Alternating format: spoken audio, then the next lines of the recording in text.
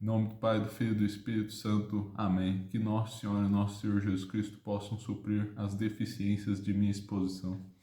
Então, meus caros, vamos começar agora o tratado da oração e apresentar os seus graus. E meu plano, a princípio, é que sejam 5 aulas, mas talvez se estenda um pouco mais. Farei um pouco diferente, começarei pela Suma Teológica de Santo Tomás, no caso a Secunda Secundae, e depois apresentarei a visão de autores contemporâneos como Tanqueray, Royo Marim e o dominicano Arinteiro, estreando aí um novo autor nesse curso. Então, apresentar a visão de Santo Tomás, que apresenta os aspectos gerais da oração, e depois ver o que os outros autores falam sobre os graus de oração. Então, antes de continuarmos, se inscreva no canal, ative o sininho, dê o seu like, compartilhe com os amigos, comente aí embaixo, tire suas dúvidas. E se for possível encaixar uma resposta dentro do curso, eu farei, mas caso não for possível, eu faço um vídeo à parte respondendo. Então podem expor e manifestar o que não entenderam aí, se alguma coisa ficou obscura, e até melhor ter esse feedback para que eu vá aperfeiçoando o curso. Vejam também os livros na descrição, os livros de nossa loja da Editora Assunta. Sim, vendemos na Eclésia e parceiros, sites parceiros. E que mais? Tem o Pix aí, se você se sentir generoso ao fazer alguma doação, sinta-se à vontade. Lembrando que este curso sempre será gratuito e assim permanecerá, mas a opção de doação aí, caso você se sentir generoso. E por fim, rezem por mim, para que eu persevere no curso, que eu não fale besteira, que eu viva o que eu prego, a esse grande perigo de viver a hipocrisia, enfim, que eu não caia nisso, e rezem para que eu persevere. Então, vamos à nossa Suma Teológica Secunda Secunde do nosso caríssimo Santo Tomás de Aquino, questão 83 da oração. São 17 artigos, só confirmando aqui. Vamos ler 8 deles hoje. Queria fazer 9, mas o 9 é sobre o Pai Nosso, que é um pouco longo. Um artigo mais longo, então hoje serão somente 8.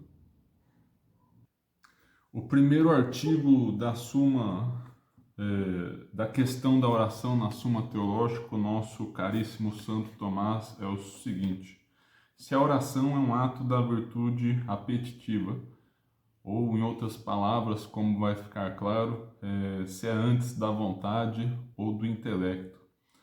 O primeiro artigo discute-se assim: parece que a oração é um ato de virtude apetitiva.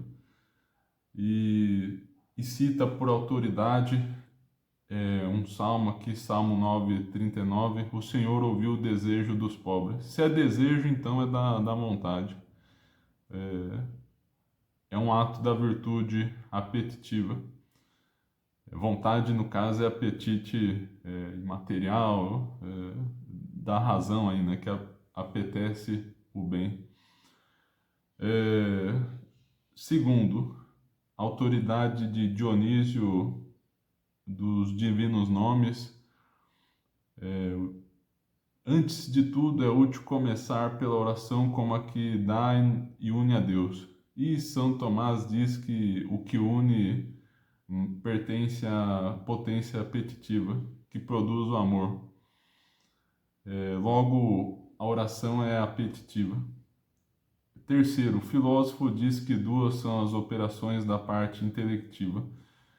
No caso, a simples apreensão, o juízo e, por fim, o raciocínio. E a, a virtude, aliás, a oração não se reduz a nenhuma dessas operações. Mas, em contrário, diz Isidoro, da etimologia, que orar é o mesmo que dizer. Ora, dizer é ato próprio do intelecto, logo orar não é ato da potência apetitiva, mas da intelectiva. Solução de São Tomás. Segundo Cassiodoro, oração significa como que razão vocal. Ora, a razão especulativa e a prática diferem, que aquela só apreende as coisas, e esta não só as apreende, mas também as causas. Mas de dois modos, pode uma coisa ser causa de outra. De modo, Santo Tomás vai dizer de modo perfeito e imperfeito. O perfeito, quando, quando se dá o efeito que depende totalmente da causa, e na simples disposição, que é mais imperfeito, que seria a alternativa imperfeita, que o efeito não depende totalmente da ação da causa. Então, a razão pode causar por necessidade, e de outro modo dispondo. E também São Tomás distingue que no primeiro modo perfeito aos inferiores, sejam potências, sejam homens, e dispondo, pedindo aos superiores. Então aquela distinção também, né? Quando usamos o imperativo para o inferior, estamos mandando. Quando é um superior, estamos pedindo.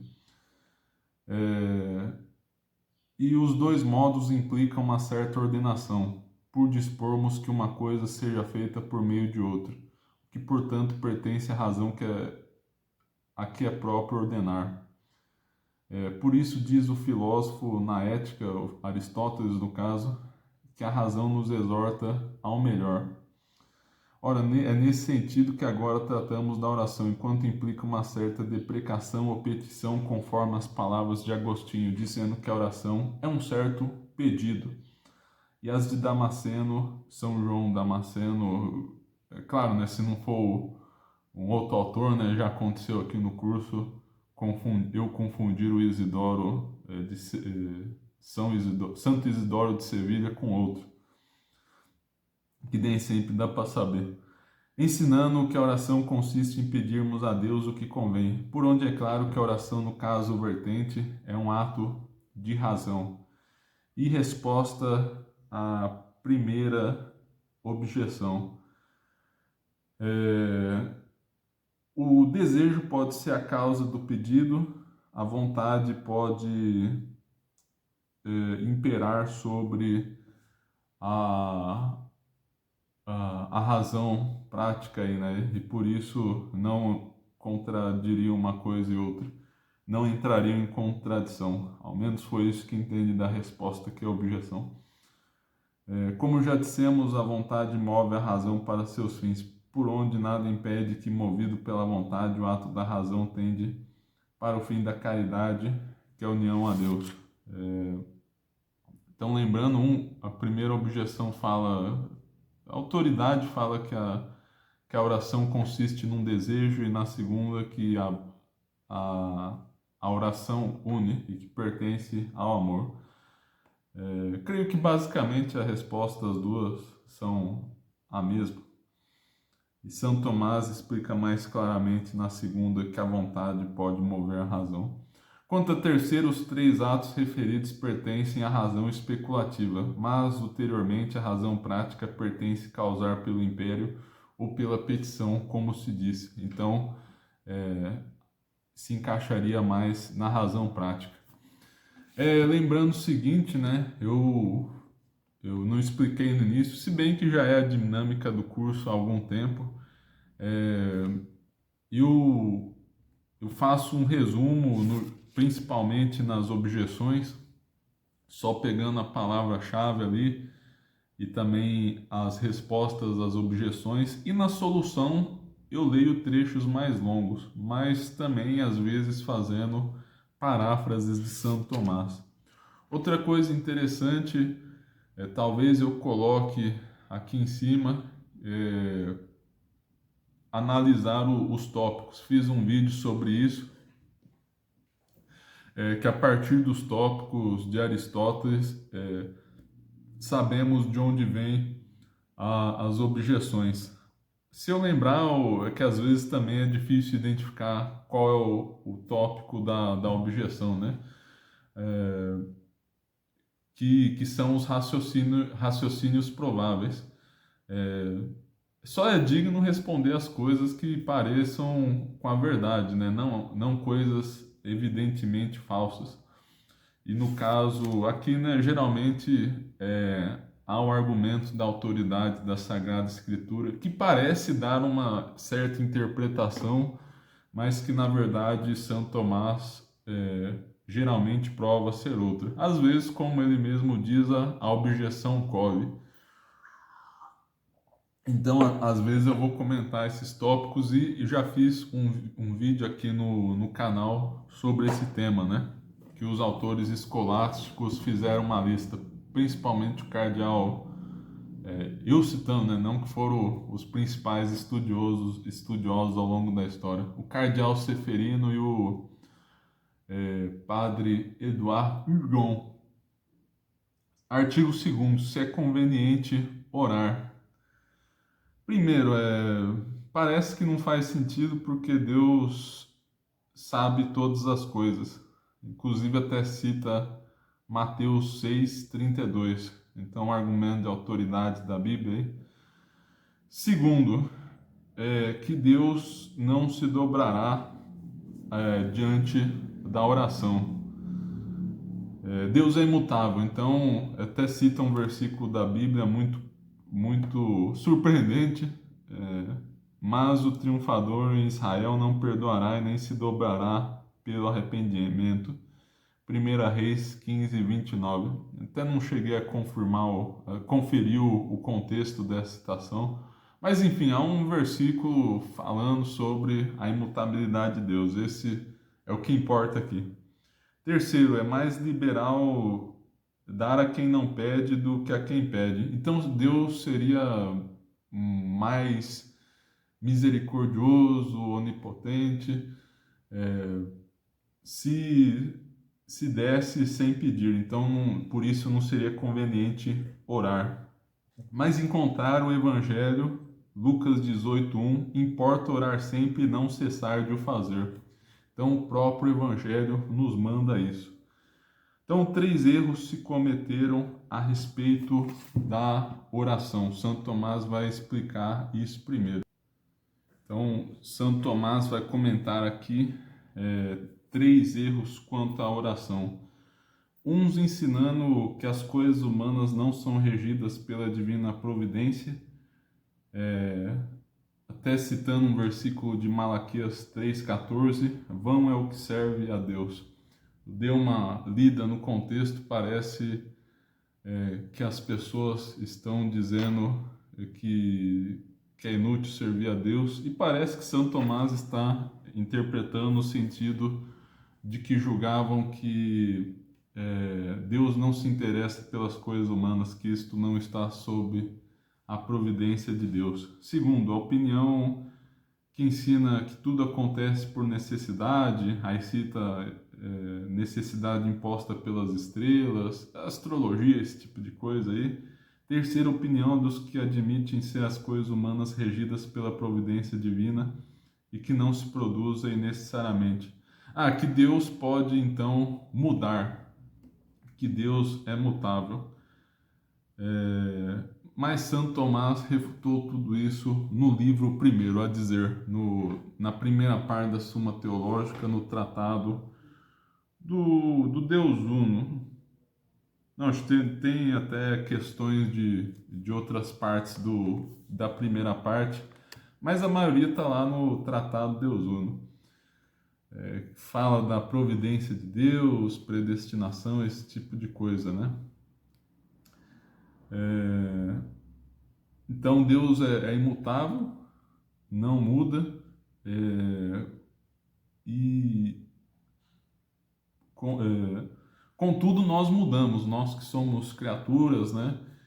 E, enfim, vamos continuar aqui, que vai ficar mais claro. Para evidenciá-lo, devemos considerar que a divina providência não só dispõe a realização dos efeitos, mas também as causas que os produzirão e a ordem que hão de produzir-se.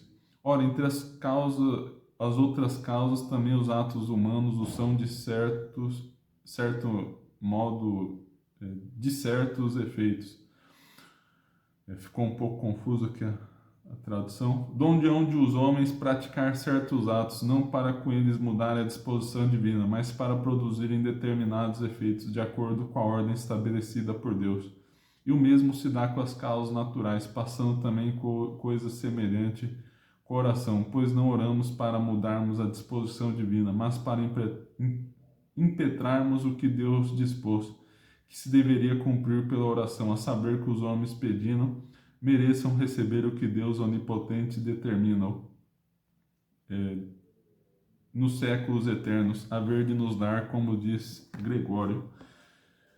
Então, a providência de Deus não exclui a liberdade do homem e tudo é regido pela providência de Deus, inclusive nossos atos livres. É um tema que não convém abordar aqui. Está mais claramente estudado no Tratado Deus Uno, como falei. Não, onde a resposta à primeira objeção. Deus sabe tudo, mas não rezamos para que Ele fique sabendo, mas sim para mudarmos a nós mesmos.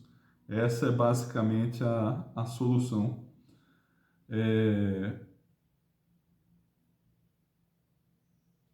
Assim, né? No caso, essa seria mais propriamente a resposta segunda. Na primeira, o sentido é de reconhecer as nossas necessidades. São coisas bem próximas.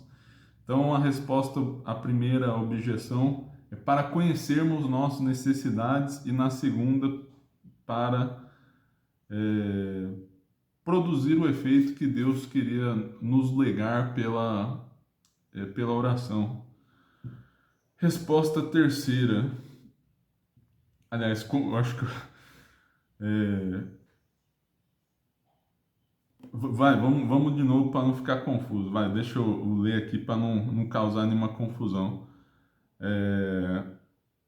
Na primeira é que para reconheçamos que devemos recorrer a Deus. Na segunda, não visa mudar a disposição divina, mas obter pelas nossas preces o que Deus determinou. Isso eu li aqui de Santo Tomás. E na terceira, para termos confiança de recorrer a Ele e reconhecermos o autor de nossos bens. Então, é aquela objeção sobre a liberalidade de Deus, que ele seria mais conveniente de que Ele nos desse as coisas sem pedirmos, mas devemos pedir justamente para reconhecer essa necessidade. Bom, são bem semelhantes as respostas, partem de uma razão em comum bem semelhante, né? Terceiro, se a oração é um ato de religião, a isso está ligado à virtude da religião que foi tratado em outro lugar do livro. Parece que a oração não é um ato de religião. Lembrando, Santo Tomás começa com as objeções, e quando ele fala, parece que isso não é assim, geralmente ele vai mostrar que é assim. Então essa é a tendência da Suma Teológica. Pois a religião, fazendo parte da justiça, tem na vontade seu sujeito. Então, não seria da religião porque a religião estaria na vontade, ao passo que a oração no intelecto. Segundo, o ato de latria imposto por uma necessidade de preceito. Ora, parece que a oração não é imposta por nenhuma necessidade de preceito.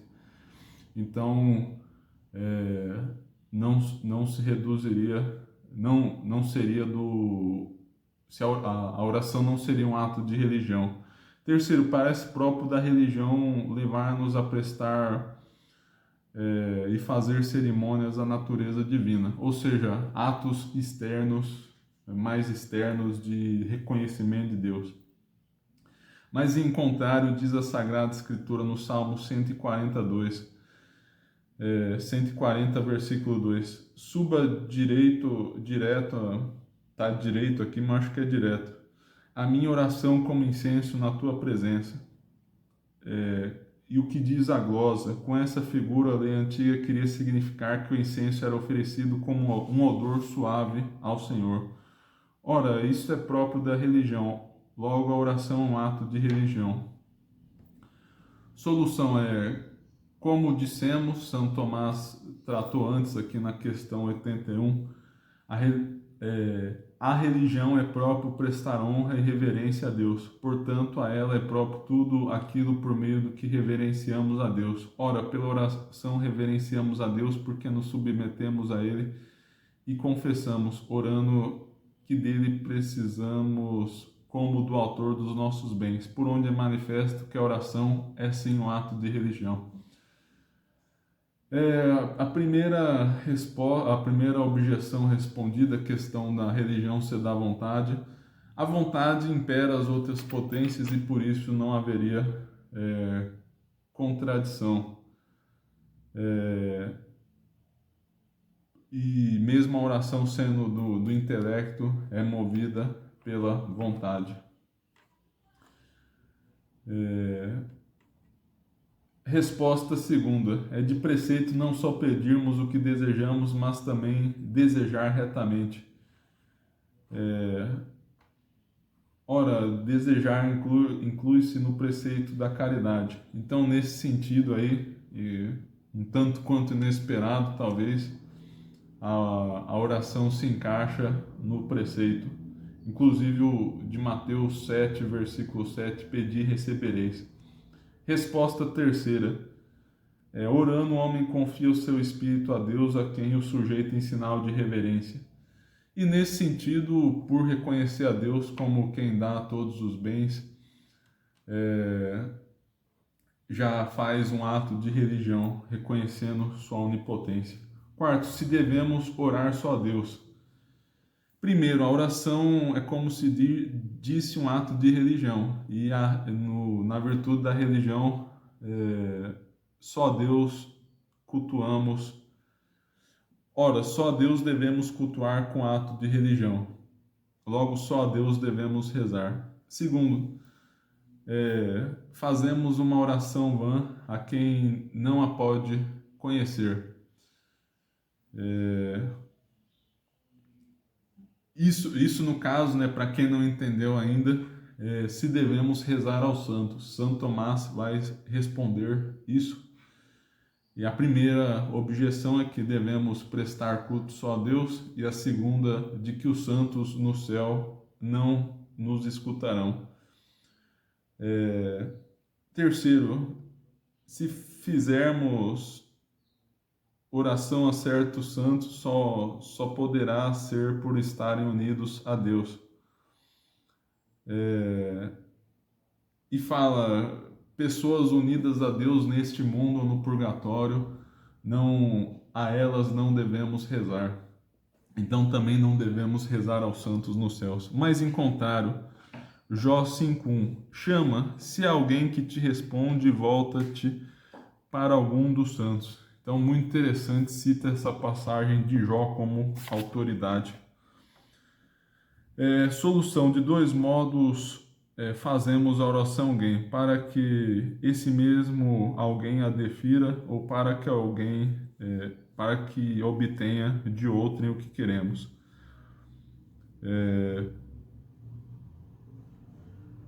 Isso daqui é bem simples de entender, né? Geralmente vocês, nos debates de apologética, já devem saber que os santos só fazem a mediação, e quem nos obtém a graça propriamente é Deus, Ele que é o autor de todas as graças. Os santos só pedem ao Senhor. Mas de interessante aqui, né? Há uma evidência escriturística, é o Apocalipse 8. Santo Tomás o cita aqui, né? Vamos rezar mais integramente esse capítulo. Recomendo que vocês o estudem, que ele dá evidências de que os santos escutam nossas orações. Vou ler a edição aqui da Bíblia de Jerusalém, a minha já está um pouco, enfim, né, desgastada. Quando o cordeiro abriu o sétimo selo, houve no céu em silêncio durante cerca de 1 hora. O capítulo 8, lembrando. Vi então os 7 anjos que estão diante de Deus. Deram-lhe 7 trombetas. Outro anjo veio postar-se junto ao altar, com um turíbulo de ouro. Deram-lhe uma grande quantidade de incenso, para que oferecesse com as orações de todos os santos, sobre o altar do ouro que está diante do trono. Quarto, e o versículo 4 é o que Santo Tomás menciona explicitamente. E da mão do, dos, e da mão do anjo a fumaça do incenso com as orações dos santos subiu diante de Deus. O anjo tomou depois o turíbulo, encheu com fogo do altar e atirou à terra. Seguiram-se trovões, clamores, relâmpagos e um terremoto.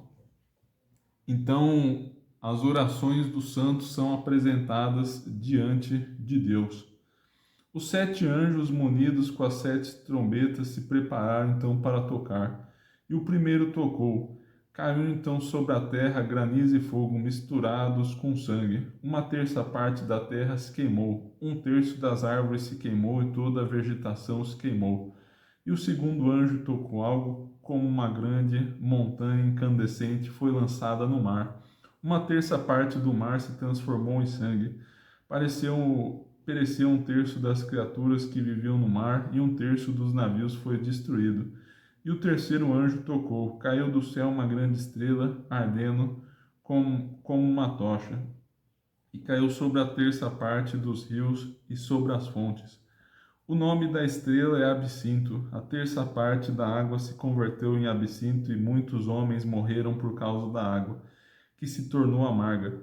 E o quarto anjo tocou. 1/3 do sol, 1/3 da lua e 1/3 das estrelas foram atingidos, de modo que 1/3 se ofuscou. O dia perdeu 1/3 de sua luz, bem como a noite. Então vi e ouvi uma águia que voava no meio do céu, gritando em alta voz: Ai, ai, ai dos que habitam a terra, por causa dos restantes toques da trombeta dos 3 anjos que estão para tocar. Então, né, se eu interpreto bem, espero estar entendendo direito, isso daqui não são orações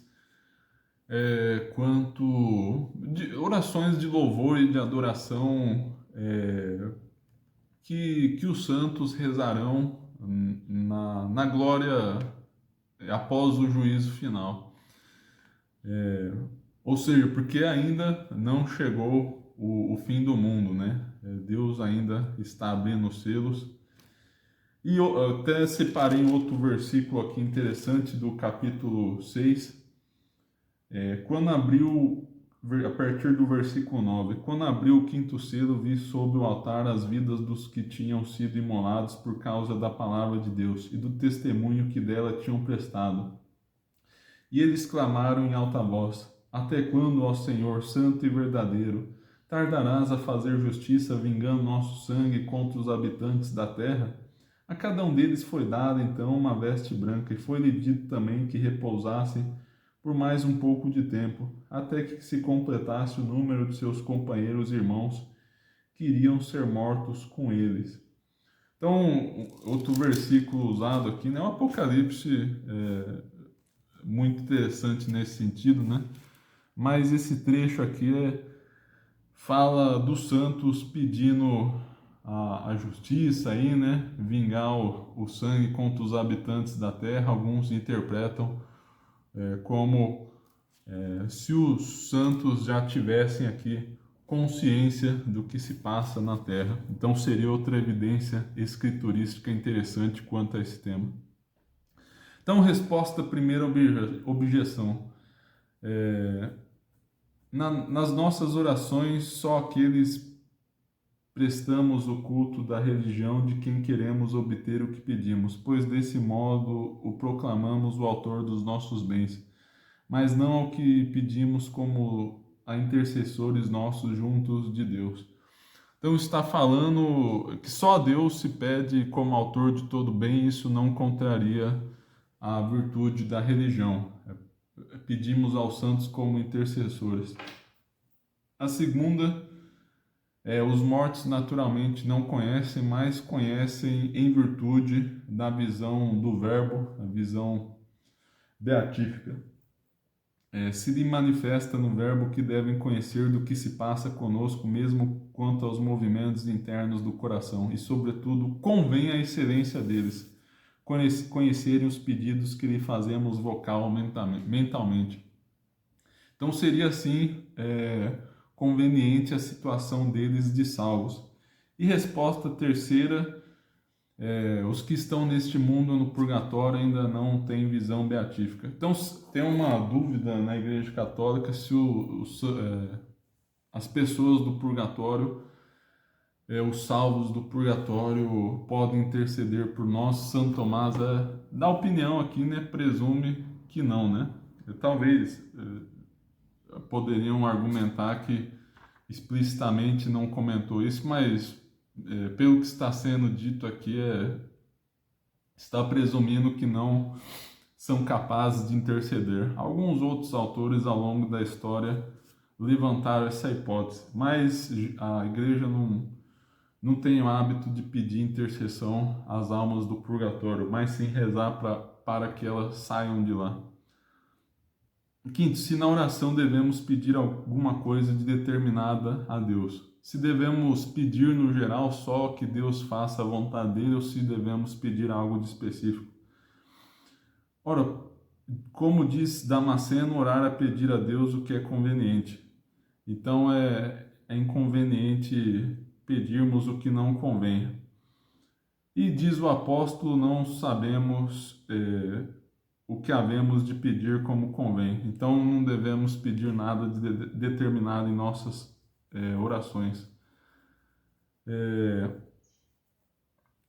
Então, e a segunda objeção é que quando pedimos algo de determinado, esforçamos-nos por fazer a nossa vontade, não a de Deus. Então seria inconveniente.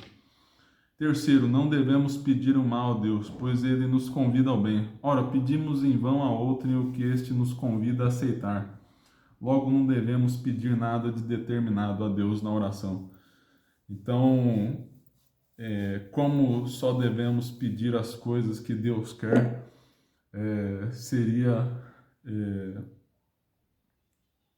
devemos pedir indeterminadamente. Mas, em contrário, o Senhor ensinou...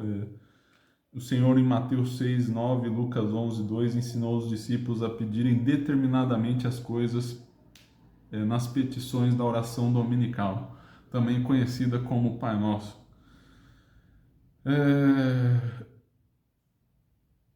Aí na solução, vou resumir, fala que dos bens temporais, dinheiro, até casamento, cita aqui um casamento cheio de pompas, é possível que isso venha para a ruína. Não que sejam coisas ruins em si mesmas, mas podem vir pelo mal. Há, porém, bens que o homem, agora volto a ler aqui, há, porém, bens que o homem não pode usar mal, isto é, que não são suscetíveis de nenhum mau resultado. São os que nos tornam felizes e com os quais merecemos a felicidade. E o que os santos nas suas orações pedem incondicionalmente, conforme aquilo da Escritura.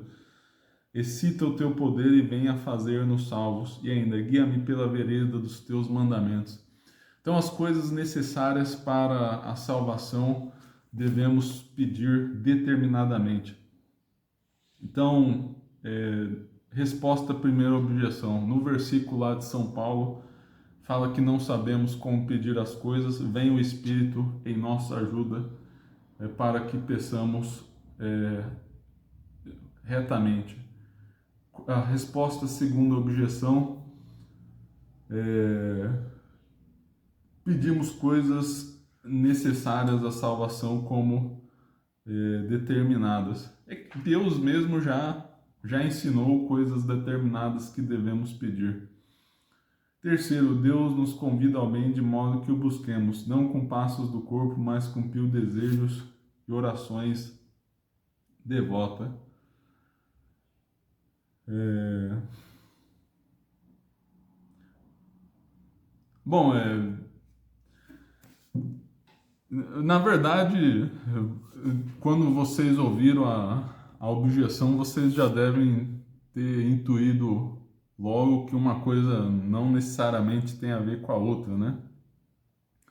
E que ficou claro pela solução que Deus pode já ter manifestado coisas certas e seguras a serem pedidas determinadamente e, e que não pediríamos de forma vã. Então, artigo 6º, se devemos pedir a Deus nas nossas orações bens temporais. Sexto, parece que não devemos pedir a Deus nas nossas orações bens temporais. Primeiro, a autoridade da Sagrada Escritura. Buscai primeiro o reino de Deus e a sua justiça, e todas estas coisas se vos acrescentarão. Então, por isso parece inconveniente pedir bens temporais. Segundo, ninguém pede senão aquilo de que tem solicitude, zelo, cuidado no caso. E diz São Paulo em 2 Coríntios capítulo 4, 18: não andeis cuidadosos da vossa vida, que comereis. Então, logo, não devemos pedir bens temporais. Terceiro, pela oração nossa mente deve elevar-se para Deus. Então, pedindo os bens temporais, nossa mente desceria as coisas temporais, o que é contrário à definição. Aliás, eu não mencionei aqui atrás, como eu estou resumindo, acabei perdendo essa informação que era importante, a definição parece que é de São João Damasceno mesmo, que a oração é a elevação da mente a Deus. Uma definição famosa aí na ascética e mística. Oração, elevação da mente a Deus.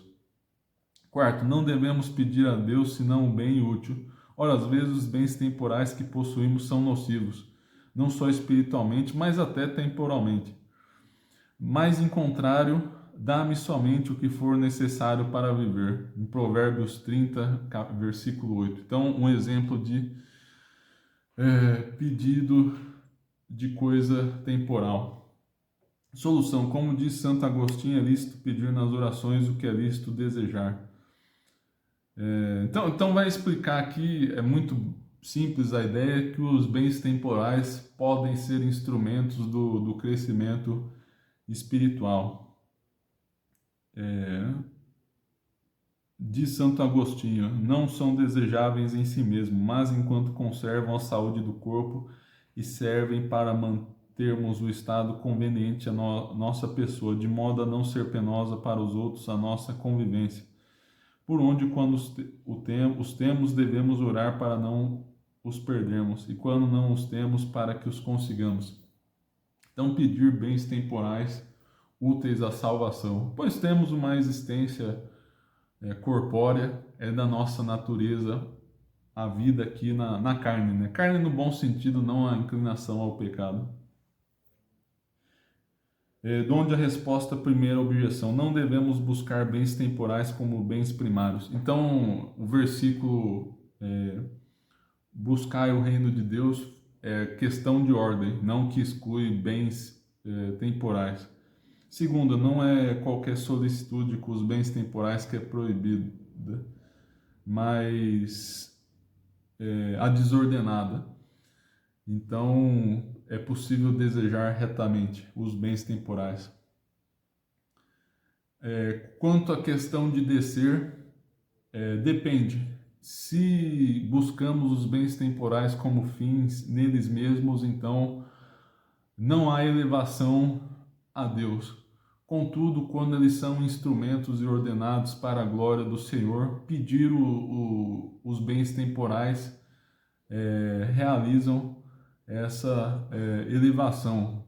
Por meio dos bens temporais, nos elevamos a Deus como instrumentos de nossa salvação e santificação. Quarto, a objeção de que os bens temporais podem trazer o mal.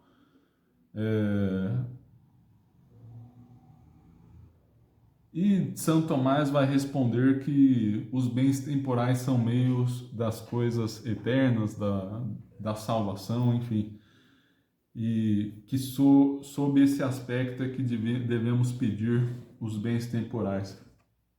Artigo 7. Se devemos orar pelos outros. Parece que não, e as objeções são as seguintes. Cito a oração dominical, Pai Nosso, diz: o pão nosso de cada dia nos dai hoje.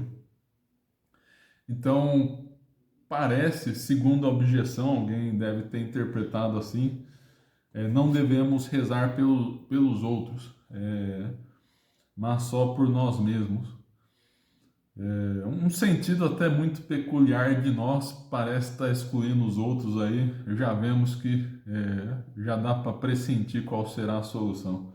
Segundo, a oração é feita para ser ouvida. Ora, uma das condições para a oração ser ouvida é que peçamos por nós. Santo Agostinho, cita João 16, 23, se vós pedirdes a meu Pai alguma coisa em meu nome, ele vô-la há de dar. E Santo Agostinho diz, cada um é ouvido em seu próprio proveito e não no dos outros. Terceira objeção, estamos proibidos de rezar pelos outros se forem maus, conforme aquilo da Escritura, Jeremias 7, versículo 16. Essa daqui é interessante, até vamos comentar detalhadamente na solução. Tu, pois, não rogues por este povo e não te me oponhas, porque te não escutarei. Porque não te escutarei, acho que digitaram errado aqui. Mas encontrar a Escritura diz, Tiago capítulo 5, versículo 6, orai uns pelos outros para serdes salvos. Na primeira do Pai Nosso aí, né, o pão nosso de cada dia, é Pai Nosso e é para todos nós. É muito peculiar essa objeção. Segundo, não, isso daqui era a solução, né? Eu pulei a solução, já fui a resposta à primeira objeção. Devemos pedir nas nossas orações o que devemos desejar. Ora, devemos desejar o bem, não só para nós, mas também para os outros. Então, desejar o bem para todo mundo.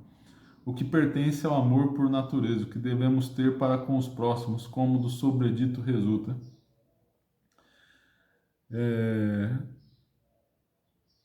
E diz, citando Crisóstomo, talvez o São João Crisóstomo, que às vezes era um pseudo-Crisóstomo, né?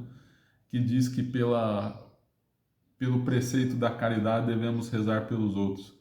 Então a resposta à primeira objeção, Pai Nosso, pão nosso de cada dia por todos nós, não está excluindo os outros. A resposta à segunda objeção, que só recebemos o que pedimos em nosso próprio proveito, é porque não podemos assegurar que rezando para os outros recebamos, tenhamos a oração atendida, porque o outro pode recusar a sua conversão, enfim, ele é livre para pecar.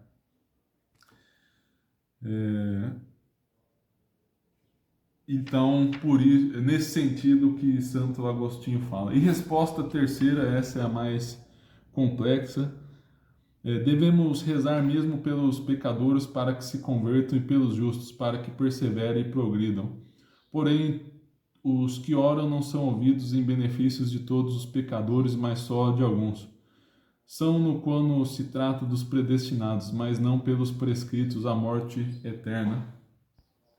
Deus só predestina a salvação. Quem se condena, condena por própria culpa. No caso, Deus tem conhecimento prévio, mas não é predestinação. O conhecimento prévio dos que estão condenados. Só para explicar esse trecho aqui que pode chamar a atenção. Contudo, e fala do efeito, né? E por isso... Bom, vamos continuar aqui. Ainda cita dois versículos. Ninguém pode corrigir a quem Deus desprezou. E por isso diz aí, isso daqui é Eclesiastes 7, versículo 14. E aquele primeiro capítulo, aquele versículo, né? Primeira carta de São João, capítulo 5, versículo 16. Que sabe que seu irmão comete um pecado que não é para a morte, peça, e será dada a vida ao tal, cujo pecado não é para a morte.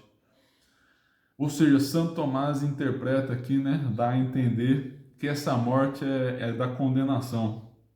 Quanto a outros pecados, devemos sempre rezar pelos irmãos. E Santo Tomás vai explicar o seguinte: ora, assim como não devemos privar ninguém enquanto viver do benefício da correção, por não podermos distinguir os predestinados dos reprovados, como diz Santo Agostinho, da correção e graça, creio que seja esse o livro, sim também a ninguém devemos negar o sufrágio da oração, e também devemos orar pelos justos por 3 razões. Bom, antes de falar dos justos, esclarecendo, então, que alguns autores contrários à fé, nos primeiros séculos, defenderam que podemos rezar pelos condenados ao inferno, que no fim dos tempos todos, inclusive os condenados ao inferno, irão para o céu. Contudo, a Igreja determina, e a palavra de Deus também, claro, que a condenação ao inferno é eterna. Então é inútil rezar para os condenados ao inferno. Então a eles se aplica estritamente esse versículo. Não devemos rezar pelos condenados. Mas como não sabemos quem foi condenado ou não, a não ser os demônios, talvez por revelação privada, mas daí é outra história. Quanto aos homens, devemos rezar por todos, rezar pelas almas do purgatório, né? Enfim, para que se purifiquem de seus pecados. E quanto aos justos é o seguinte: lembrando, aqui tem a controvérsia do pecado contra o Espírito Santo. São Tomás diz que essa expressão é que são pecados muito difíceis de haver conversão. Às vezes na Sagrada Escritura, algo que é impossível é dito como... Aliás, algo que é muito difícil é dito como se fosse impossível. Mas como é dito, para Deus nada é impossível. Então é possível a conversão daqueles que pecam de desespero contra a verdade conhecida, etc. O único pecado sem remissão, estritamente falando, é o de impenitência final, que é a causa próxima da reprovação no inferno, e só saberemos no dia do juízo quem foi condenado realmente. Então, como todos estão vivos, ainda podem se converter, não devemos presumir a impenitência final de ninguém, né? Então devemos rezar por todos. Esse é o único pecado irremissível em sentido estrito.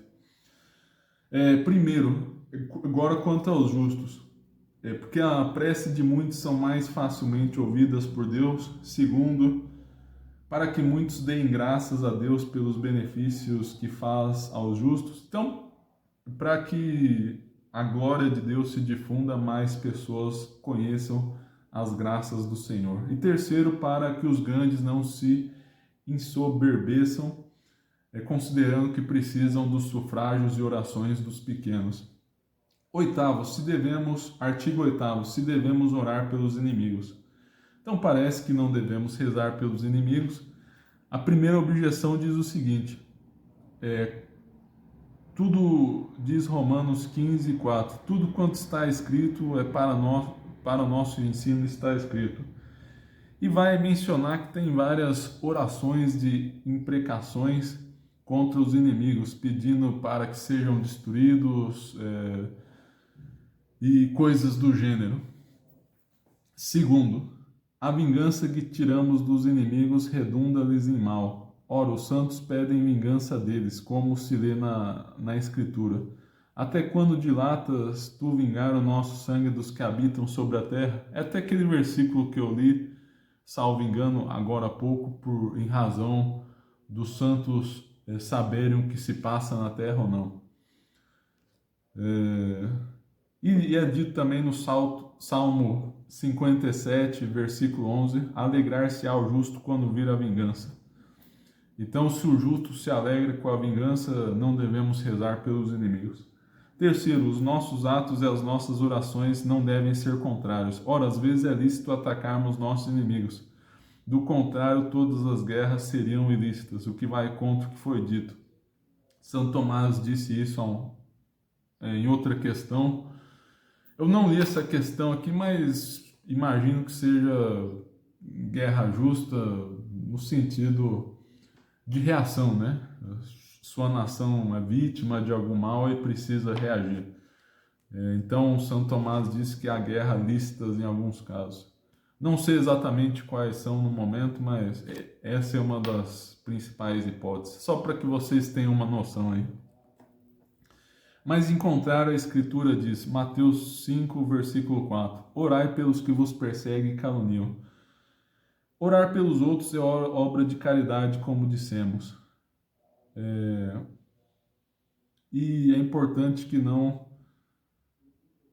excluamos os inimigos dela. Bom, devemos amar, basicamente a solução diz o seguinte, devemos amar nossos inimigos, então devemos rezar por eles. Donde a resposta à primeira objeção. As imprecações existentes na Sagrada Escritura podemos entendê-las em 4 sentidos. Primeiro, para significar que os profetas costumam, sob forma de imprecações, predizer o futuro, como explica Agostinho. Então, vai acontecer algum mal futuro e os profetas, nessa imprecação, de certa maneira, a anunciam. Então, o mal, a pessoa má vai fazer alguma obra ruim na qual vai se dar muito mal e a imprecação seria no sentido profético. Segundo, para significar que Deus manda às vezes certos males temporais aos pecadores para corrigi-los. Então, Deus sim castiga, Deus não deseja o mal moral, mas pode enviar o mal físico às pessoas, males temporais. E uma verdade, infelizmente, muito esquecida hoje em dia. Na Sagrada Escritura inteira fala, basicamente, né? Fala que Deus castiga e as pessoas têm resistência a isso. Não, às vezes Santo Tomás está falando, Deus manda males temporais aí aos pecadores para corrigi-los. Que no português corrente entendemos como castigo. Terceiro, para se entenderem como feitas não contra os homens diretamente, mas contra o reino do pecado. Então, num sentido mais geral aí, para dizer esse desejo aí dos males físicos, enfim, dessas imprecações contra o reino do pecado. E quarto, como que conformando o que querem significar com a justiça divina que condena os que perseveram no pecado. Então, os justos se alegram, inclusive até dito aqui no versículo, alegrar-se-á o justo quando vir a vingança. Então, quando Deus julgar os vivos e mortos, os justos vão se alegrar com a justiça de Deus aos condenados. Então, também é no sentido profético, mas numa profecia em outro sentido, quando vier o juízo final e os maus forem punidos por seus crimes. Então, nesse sentido, devemos desejar suas penas como efeito da justiça. Segundo, resposta segunda. Como diz Agostinho, a vingança dos mártires está em que seja destruído o reino do pecado. E alegram-se, acrescenta Santo Tomás, não com a vingança em si mesma, mas com a divina justiça.